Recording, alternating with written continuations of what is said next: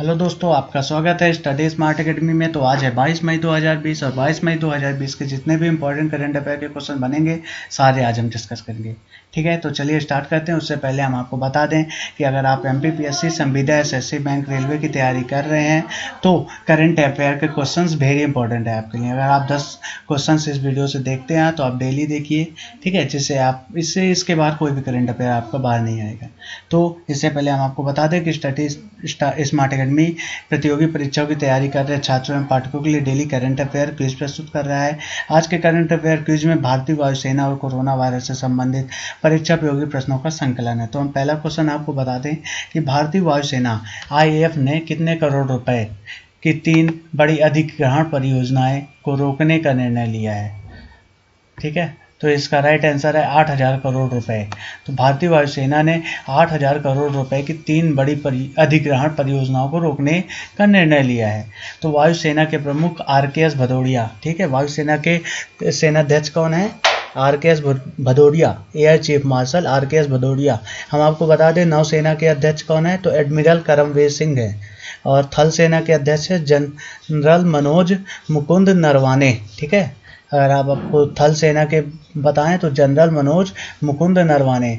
तो अभी यहाँ वायुसेना के प्रमुख अध्यक्ष हैं आरकेएस भदौरिया ने 18 मई को सूचित किया कि सेना अतिरिक्त पिलाटस बेसिक ट्रेनर विमान, ठीक है, पिलाटस बेसिक ट्रेनर विमान खरीदने की अपनी इस योजना को अब आगे नहीं बढ़ाएगी। अतिरिक्त हॉक ट्रेनर विमान खरीदने की भी योजना थी, लेकिन फिलहाल इस खरीद में भी रोक लगा दिया गया है। एक अन्य जगुआर री इंजनिंग योजना भी थी जो कि पूरी तरह से आयात पर निर्भर थी, लेकिन वायुसेना ने इस परियोजना को भी रोकने का फैसला किया है। इस योजना के तहत जगुआर लड़ाकू विमानों को अमेरिका के हनीवेल कॉरपोरेशन के नए इंजनों से लैंस करना था। तो आपका क्वेश्चन क्लियर हो गया। भारतीय वायुसेना ने कितने करोड़ रुपए की 3 बड़ी अधिग्रहण परियोजनाओं को रोकने का निर्णय लगा दिया है? तो 8,000 करोड़ रुपए। आइए दूसरे क्वेश्चन पे। विश्व बैंक और भारत सरकार ने हाल ही में कितने मिलियन डॉलर के समझौते पर हस्ताक्षर किया है? तो 750 मिलियन डॉलर पर हस्ताक्षर किया है भारत सरकार ने और विश्व बैंक ने। तो हम आपको बता दें कि विश्व बैंक ने भारत के कोविड-19 सामाजिक सुरक्षा प्रतिक्रिया कार्यक्रम में तेजी लाने के लिए $1 बिलियन की सहायता का आश्वासन दिया था। इसका मुख्य उद्देश्य कोविड-19 महामारी के कारण प्रभावित होने वाले कमजोर परिवारों की रक्षा करना। इस कार्यक्रम ने भारत के प्रति विश्व बैंक की कुल प्रतिबद्धता को $1 मिलियन से बढ़ाकर $2 मिलियन कर दिया है। विश्व बैंक ने अप्रैल 2020 में $1 मिलियन अमेरिकी डॉलर के वित्तीय समर्थन की घोषणा की थी। तो आपका क्वेश्चन क्लियर हो गया। विश्व बैंक और भारत सरकार ने हाल ही में कितने मिलियन डॉलर के समझौते पर हस्ताक्षर किया? $750 मिलियन। तो दोस्तों आप इस वीडियो को सब्सक्राइब कर लीजिए एंड लाइक कर लीजिएगा, ठीक है, और साथ ही बेल आइकन को भी क्लिक कर लीजिएगा। तो आइए हम स्टार्ट करते हैं तीसरा क्वेश्चन। भारत ने फिलिस्तीन शरणार्थियों के लिए कल्याण हेतु काम करने वाली संयुक्त राष्ट्र राहत और निर्माण एजेंसी को कितने मिलियन अमेरिकी डॉलर की सहायता राशि प्रदान की है? तो इसका राइट आंसर है $2 मिलियन। ठीक है, $2 मिलियन अमेरिकी डॉलर। भारत ने फिलिस्तीन शरणार्थियों के कल्याण हेतु काम करने वाली संयुक्त राष्ट्र राहत और निर्माण एजेंसी को फिलिस्तीन शरणार्थियों के कल्याण हेतु, ठीक है, $2 मिलियन अमेरिकी डॉलर की घोषणा सहायता राशि प्रदान की है। तो यह सहायता राशि कोरोना वायरस की संकट की परिस्थिति के दौरान शिक्षा और स्वास्थ्य सहित संयुक्त राष्ट्र राहत और निर्माण एजेंसी के प्रमुख कार्यक्रमों और सेवाओं के लिए दी गई है। संयुक्त राष्ट्र राहत और निर्माण एजेंसी ने अपनी बुनियादी सेवाओं को संचालित करने के लिए भारत के समर्थन की सराहना की है। यह सहायता ऐसे समय की जा रही है जब पूरी दुनिया कोविड-19 महामारी द्वारा उत्पन्न चुनौतियों का सामना कर रही है। तो हम आगे बढ़ते हैं। चौथा क्वेश्चन है भारतीय इस्पात संघ ने हाल ही में इंडियन स्टील एसोसिएशन ने हाल ही में किसे अपना नया अध्यक्ष नियुक्त किया है? तो इसका आंसर है दिलीप उम्मेन। भारतीय इस्पात संघ ने दिलीप उम्मेन को अपना अध्यक्ष नियुक्त किया है। भारतीय इस्पात संघ ने दिलीप उम्मेन को अपना नया अध्यक्ष नियुक्त किया है। उनका कार्यकाल तत्काल शुरू हो गया है। इससे पहले इस पद पर टाटा स्टील के सीईओ टीवी नरेंद्रन का कार्यकाल अगस्त में समाप्त होने वाला था। उन्होंने उससे पहले 1 मई को अध्यक्ष पद से हटने का फैसला किया। दिलीप उम्मेन को सर्वसम्मति से 2 वर्ष के लिए अध्यक्ष चुना गया है। भारतीय इस्पात संघ के बयान में कहा गया है कि दिलीप उम्मेन का इस्पात उद्योग में 37 साल से अधिक का अनुभव है। वे भारतीय प्रौद्योगिकी संस्थान IIT खड़गपुर से पढ़े हुए हैं। तो आपका क्वेश्चन क्लियर हो गया। दिलीप उम्मेन को भारतीय इस्पात संघ ने अपना नया अध्यक्ष नियुक्त किया है। आइए आगे बढ़ते हैं। किस देश के प्रधानमंत्री थॉमस थवाने, ठीक है, किस देश के प्रधानमंत्री थॉमस थवाने ने औपचारिक रूप से अपने पद से इस्तीफा दे दिया है? तो इसका आंसर है लेसोथो। किस देश के प्रधानमंत्री हैं? लेसोथो देश के प्रधानमंत्री हैं थॉमस थवाने, जो औपचारिक रूप से अपने पद से इस्तीफा दे दिया है। अफ्रीकी देश लेसोथो के प्रधानमंत्री थॉमस थवाने ने औपचारिक रूप से अपने पद से इस्तीफा दे दिया है। उनके खिलाफ उनकी पूर्व पत्नी की 2017 में हत्या के केस में शामिल होने का आरोप लगाया जा रहा था। प्रधानमंत्री थॉमस थवाने ने कहा कि उनके एक महान एक्शन के थिएटर से रिटायर होने और पब्लिक ऑफिस से ड्यूटी लेने का वक्त आ गया है। 80 साल के थवाने काफ़ी वक्त से कह रहे थे कि वह रिटायर होने वाले हैं। उनकी जगह पर वित्त मंत्री मोकेत्सी मोहारो PM होंगे। ठीक है, तो आपका क्वेश्चन क्या था? किस देश के प्रधानमंत्री थॉमस थवाने ने औपचारिक रूप से अपने पद से इस्तीफा दे दिया है? लोसाथो देश के। चलिए हम आगे बढ़ते हैं। 6वां है आतंकवाद विरोधी दिवस निम्न में से किस दिन मनाया जाता है? तो आतंकवाद विरोधी दिवस 21 मई को मनाया जाता है। ठीक है, आतंकवाद विरोधी दिवस किस दिन मनाया जाता है? तो 21 मई को मनाया जाता है। देश में 21 मई को आतंकवाद विरोधी दिवस मनाया जाता है। इस बार यह दिवस कोरोना वायरस महामारी के बीच मनाया जा रहा है। हर साल 21 मई को मनाए जाने वाले आतंकवाद विरोधी दिवस पर युवाओं सहित समाज के अन्य वर्गों को आतंकवाद विरोधी शपथ दिलाई जाती है। 21 मई 1991 को तमिलनाडु के पोरबंदर में पूर्व प्रधानमंत्री राजीव गांधी की हत्या कर दी गई थी। उनकी हत्या के बाद 21 मई को आतंकवाद विरोध दिवस तौर पर मनाने का फैसला किया गया था।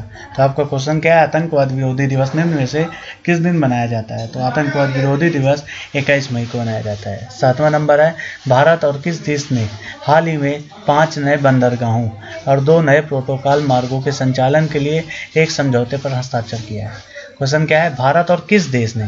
भारत और बांग्लादेश ने। ठीक है, भारत और बांग्लादेश ने हाल ही में 5 नए बंदरगाहों और 2 नए प्रोटोकॉल मार्गों के संचालन के लिए समझौते पर हस्ताक्षर किया है। भारत और बांग्लादेश ने हाल ही में 5 नए बंदरगाहों और 2 नए प्रोटोकॉल मार्गों के संचालन के लिए एक समझौते पर हस्ताक्षर किया है। इसमें द्विपक्षीय व्यापार को बढ़ाने में मदद मिलेगी। साथ ही इससे नए गंतव्यों और उनके समुद्री तटीय क्षेत्र के आर्थिक विकास को प्रोत्साहन मिलेगा। बांग्लादेश की ओर 5 नए पोर्ट ऑफ कॉल राजशाही, सुल्तानगंज, चिलमारी, दाऊदकांडी और बहादुराबाद है, जबकि भारतीय पक्ष की ओर से धुलियान, माइया, कोलाघाट, सोनामुरा और जोगीघोपा है। तो आइए हम क्वेश्चन क्या था? भारत और किस देश ने? भारत और बांग्लादेश ने 5 नए बंदरगाहों और 2 नए प्रोटोकॉल मार्गों के संचालन के लिए एक समझौते पर हस्ताक्षर किया है। 8वां नंबर हम पढ़ते हैं। केंद्रीय मंत्रिमंडल ने आपातकालीन क्रेडिट लाइन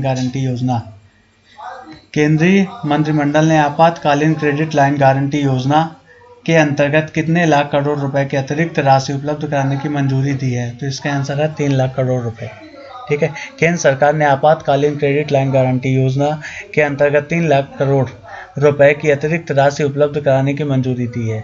इसमें सूक्ष्म, लघु और मध्यम उद्योगों के अंतर्गत आने वाले पात्र कर्जदारों और मुद्रा योजना के अंतर्गत और ऋण लेने के इच्छुक कर्जदारों को फायदा होगा।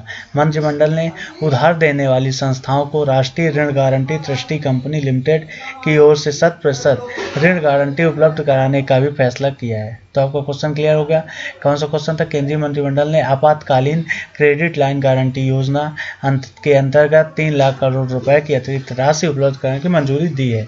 9वां नंबर पढ़ते हैं। कोविड-19 का टीका बनाने के लिए भारत बायोटेक और किस देश ने फिलाडेल्फिया स्थित थॉमस जेफरसन विश्वविद्यालय के बीच समझौता हुआ है? तो भारत और अमेरिका के बीच हुआ है। ठीक है, भारत और अमेरिका। कोविड-19 का टीका बनाने के लिए भारत बायोटेक और अमेरिका के फिलाडेल्फिया स्थित थॉमस जेफरसन विश्वविद्यालय के बीच समझौता हुआ है। ठीक है, समझौता हुआ है। इस टीके का विकास जेफरसन कंपनी ने किया है। भारत बायोटेक ने यह घोषणा की है। इस टीके को वर्तमान में निष्क्रिय हो चुके रेबीज के टीके का इस्तेमाल कर विकसित किया गया है। यह कोरोना वायरस प्रोटीन के वाहक के रूप में काम करेगा। तो आइए हम 10वें क्वेश्चन पढ़ते हैं, लास्ट।